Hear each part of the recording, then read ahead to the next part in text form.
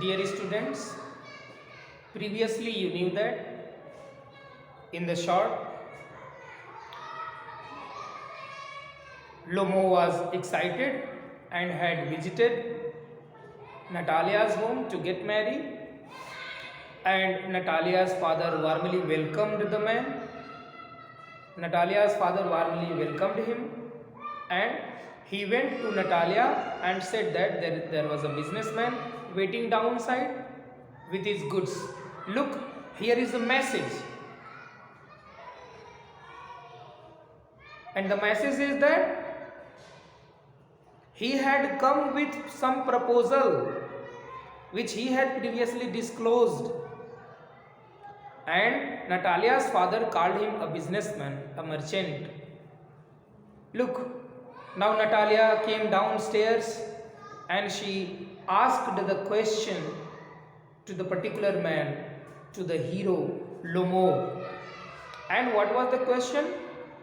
The question, actually, when she saw the man in a party going dress, in a new dress, she was shocked and surprised and wanted to know that why the man had such kind of dress. And she raised the question, and the question was that whether he was going to attend a ball festival or he was going to attend any Christmas party or anything else. This was the last dialogue which I told you previously in my previous footage. Now let us move ahead with the dialogue. It is now, and she also gave some positive comments as well. In the positive comments, she said that actually he was looking very gorgeous.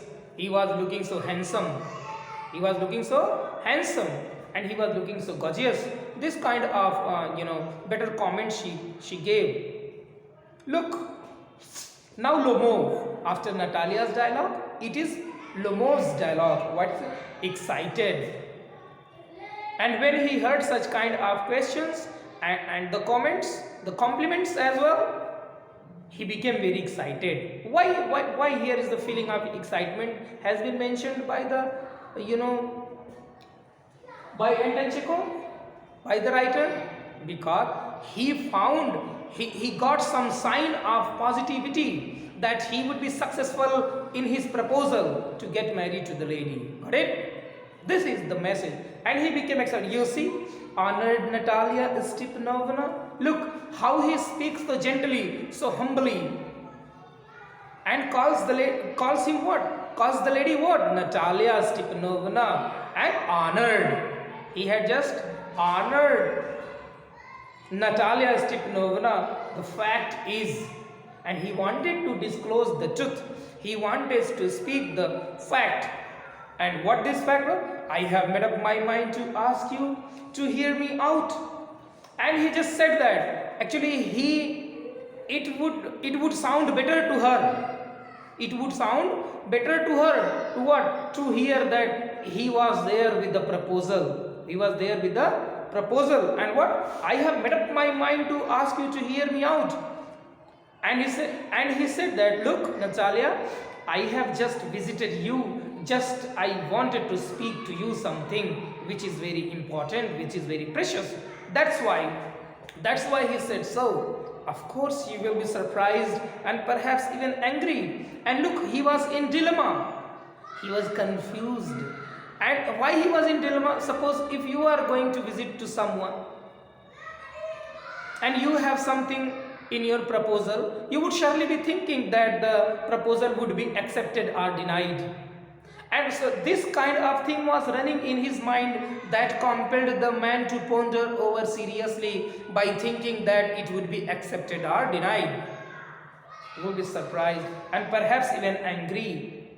The man said that she might be angry and she might be surprised as well. Knowing what? Knowing what the proposal was, what the man has visited for. but aside it's awfully cold. But look, he was himself very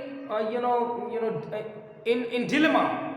In dilemma, he was not able to come at a particular conclusion, at a particular side. He was unable to take a stand at that time, that what he had to speak and what he had to say. Look, then he took aside, it's awfully cold, and said that it was very bitter cold. It was awfully cold, it was so serious, it was bitter cold, it was shivering cold. That's why. Look, why he spoke so. Dear students, here is again a message in this dialogue, and the message is that he actually wanted to tell her that he had visited with the proposal to get her married. But look, he could not speak because he himself was thinking that the proposal would be accepted or not. This is the reason actually, dear student, that he could not come at the particular point what he wanted to speak. He could not speak that, but he spoke what? He said that it was awfully cold. Then Natalia, what's the matter? And there is in bracket pause. Well, then Natalia knew it. Then Natalia, look, with the dialogue, by the dialogue it is quite apparent, and it is as clear as water. What is the matter? Pause. Well, then she apparently raised a question again, said that what the man had visited for, he will have to be very brief, very precise and concluding in saying in his words what he had to speak. And then she raised what was the matter. Then she raised the question that what was the matter. The man need not to ponder over seriously. He will have to be friendly and acquainted, and courageous enough to speak the question what the man had visited for. Lomo, I shall try to be brief. I shall try to be brief. No, look, in his dialogue, Lomo says that he would try his level best to be brief, to be precise, to be very short. And that you must know, honored Natalia Stepanovna, that I have long since my childhood, in fact, had the privilege of knowing your family. Look, now he comes to the point. He comes to the point, and point is that I shall try to be brief. He said that in a very few words he would surely make her understand what he had visited for. You must know. And as she knew it very clearly, that I have long since my childhood. Look, by his birth, he knew, and they both were acquainted, they both were familiar to know, and in fact, had the privilege of knowing your family, and also said that not only knowing to Natalia only, but also knowing her family was a privilege. Privilege means honor, respect. Was a honor for him to know his family. My late aunt and her husband. This is what he is disclosing. From whom, as you know, I inherited my land. Always had the greatest respect for your father and your late mother. The Lomov and the Chubukov have always had the most friendly, and I might almost say the most affectionate regards for each other. And as you know, my land is a near neighbor of yours. You will remember that my oxen meadows touch your birchwood. Dear students, in such dialogue, he says that he was highly privileged to know the Lomov family, and he had highly privileged to know the Chubukov family.